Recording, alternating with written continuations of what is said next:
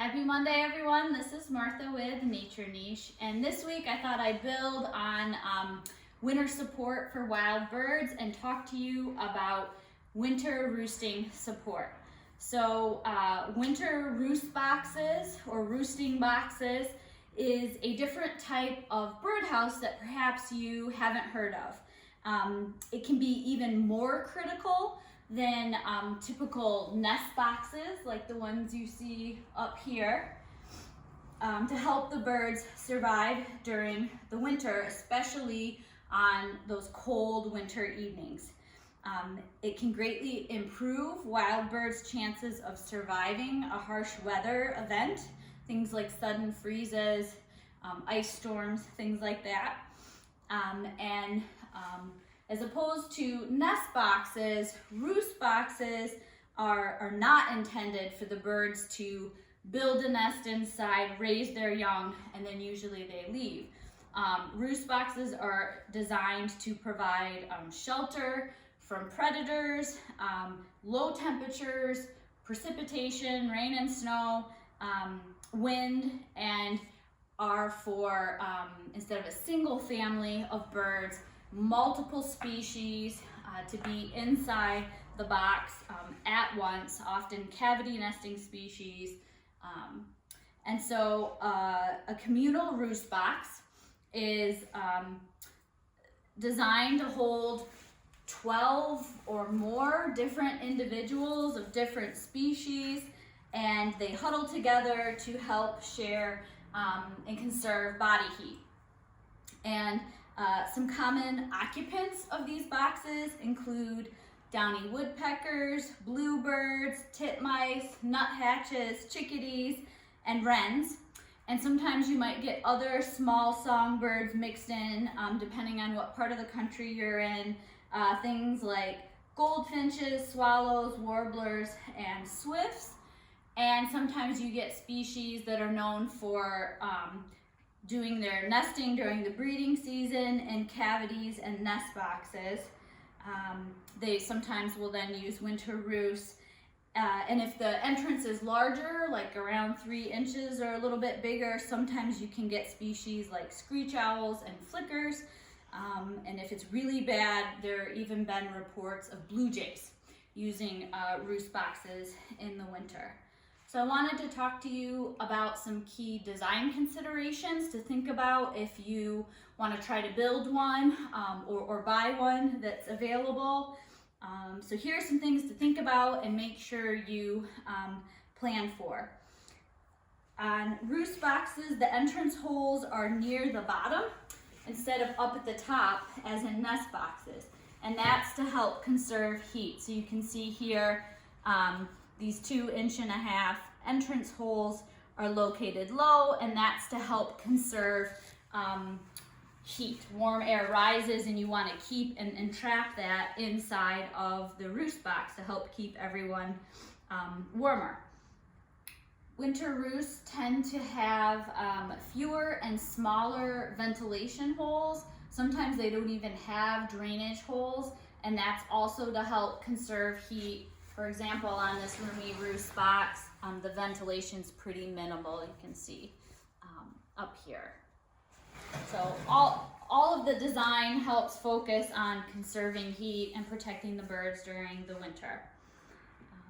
There are often interior perches that help accommodate more birds without smothering or them having to sit on one another. And often those are staggered, right? Because you don't want the birds going to the bathroom on one another. So I'll show you inside this particular box. You can see the roost dowels. And then another important feature is to have like kerfing, kind of scoring in the wood, or hardware cloth or some sort of screening to help make it easy for the clingers, like the woodpeckers and stuff, to rest and be able to hold on and move around comfortably inside the box. So lots of different kind of perching and resting options inside these boxes.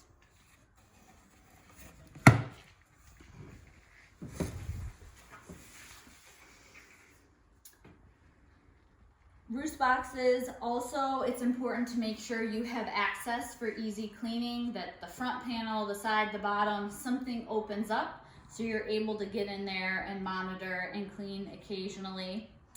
And they tend to be larger than your typical nest box for dimensions. They can be laid out either horizontally like this one or be elongated vertically to get you more size and to accommodate multiple birds of multiple species. And again, remember, we're aiming for bigger than just a single small family of birds. They tend to be made out of thicker wood material, have thicker walls, 1 inch. This one's built out of 1 inch white cedar, and that again is for better insulation. This one is by a local woodworker in the Midland. He really thought it out well. He rabbited his joints and sealed them with a weather sealant to really make sure the birds inside would stay as warm as possible and decrease drafts as much as possible. And then having a roof overhang on the sides and the front helps keep that cold winter precipitation out. So it's nice to have those. That helps deflect that. And it allows the birds to be able to peer out without getting wet. And then it's nice to offer multiple entrances. That helps the birds be able to get out easily when it's time to feed, or if they feel threatened, they feel like it's overcrowded, they can scoot out. And you want the ability to be able to add metal portal protectors if there are signs of things like squirrels or larger woodpeckers trying to widen those openings. Generally, most of the plans I saw called for 1.5 inch opening, and that's enough to allow eastern bluebirds in, but is smaller under that 2 inch threshold to try to help keep European starlings, because they will sometimes come in and take over roost boxes and exclude other species. So controlling that hole size, if your aim is for larger species like eastern screech owl and flickers, you're going to want a 3 inch or larger entrance hole size on your roosting box. There are other alternatives to think about besides a large communal roost box. Those include convertible nest box. This is one made out of cedar. And these, the front panel is reversible. So this one is set up to be set up for nesting bluebirds. And then in the winter, you can clean it out. You can reverse this front panel. And then there's a removable perch ladder that you can add in to make it a roost box. So that's something to consider. You can also retrofit your existing nest boxes, clean them out after the nesting season, and then leave them out through the fall and winter months. If you're going to do that, some things to consider. You might want to take some sturdy tape or some foam weather stripping or natural fibers or cork plugs, something to help seal up or minimize the ventilation and drainage holes. It's not a bad idea to let some light get inside. Birds don't usually like to go into a box that's completely dark inside, but decreasing the aperture on some of those openings will help make it a little warmer inside.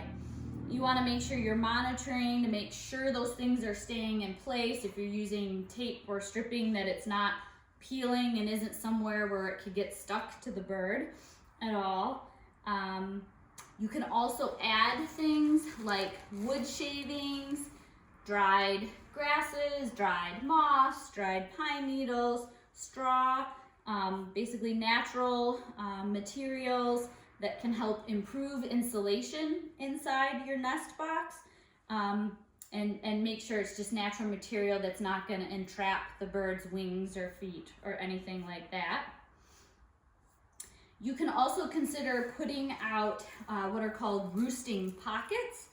And so these are made of natural materials, mostly like reed grasses woven together with some woody vines and or some wood components to it, like this one has a wooden roof. And for these, the natural material, it's nice, it's easy for the birds to grip and be able to get inside and out easily. These are designed to really house only a bird or a few birds, not, obviously can't support as many species and individuals as the big communal roost, but they're good for sheltering out of the wind, the rain, the snow. They're relatively inexpensive and they're easy to place in multiple locations. So, sheltered places where you see a lot of bird activity, you could tuck some of these pockets around and offer some quick overnight kind of winter habitat that way. And then last but certainly not least, there's some kind of natural landscape ecosystem scale things that you can think about, like leaving or creating snag habitat. So snags are standing dead trees. And I did a post on how you can do that. Check out Monday with Martha number 40 for more details on that. You can make an effort to plant native evergreens in your landscape to help block wind and provide shelter from rain and snow. So species like pines, spruces, firs, and junipers are all good things to add to your landscape to provide winter roosting habitat. And you can also create and maintain brush piles with limbs, or if you have to take some trees down, and you can cover the branch material with evergreen boughs to make them even more cold weather, wind, and snow proof. And so draping those over your brush pile can help. So for more information on building wildlife habitat brush piles, check out Monday with Martha number 127. And then I just want to wrap up by giving you some pointers about roost placement and maintenance. So putting whatever you choose to do, your roosting habitat in a sheltered location. You want it protected and facing away from the prevailing winter wind direction. And if you can get it so that it's oriented, like the entrances are oriented south, that's best because you'll maximize your solar radiation and it'll get a lot of late afternoon sun and be nice and toasty for them in the early evening when they come to roost. You could consider painting the outside of your roosting habitat with a dark, non-toxic outdoor grade paint. You don't want to paint the inside though. Leave that natural wood. You can mount your roost box to a wall, a building, to a tree, or to some sort of like 4x4 post or metal pole. You want them elevated. It depends on the species, but anywhere between 6 to 15 feet high above the ground. This helps the birds feel safer from predators. And trees are tough because they're hard to predator guard, even though that's a lot of these birds' natural habitats. If you can get it on a post or get it on a pole, you can use something like these raccoon grade or squirrel sized pole and post mount baffles to keep predators from being able to climb up and gain access and try to reach in and pull out birds overnight. You will want to periodically clean your roost habitats out and get the feces, shed feathers, and any other debris. You can use a dilute bleach solution or something like an enzymatic based cleaner is very good for getting in all the nooks and crannies. And you just want to make sure that the habitat is completely dried out before you place it back out into the environment. For more details on how to clean birdhouses effectively, check out Monday with Martha number 44. And then you want to make sure you're monitoring. Anytime we put habitats out there, I think it's important that we're good stewards. Check for cracks, check for anything sharp, undesirable occupants taking over, evidence of predators, chewing those entrance holes. Maybe you need to put a metal portal protector to keep the size entrance that you want. And you could even install a trail cam, something with night vision capabilities too, and kind of see who you have coming and going, and using your roost box. So I hope those tips help you keep your feathered friends warm this winter. I hope you stay warm as well. Take care and have a good week.